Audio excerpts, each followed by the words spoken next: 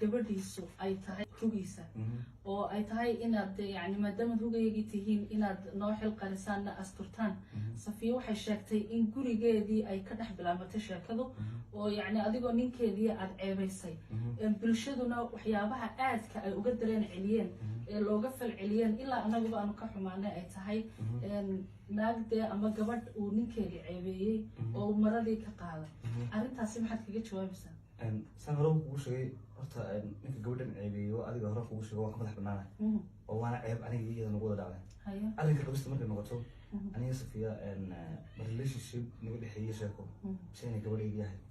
relationship iyo sheeko way naga dhexeysay laakiin qabid aniga Safiya aan isqabnay ma jirto haddii intaa ka duwan oo la hayaa jirtana ciddii haysaa soo badhto diyaar baan waay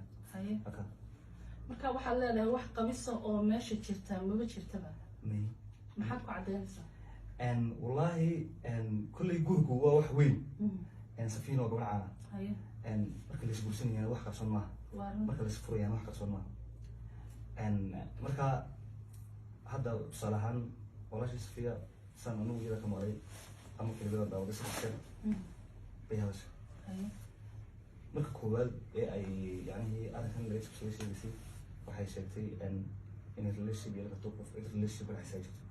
oo relationship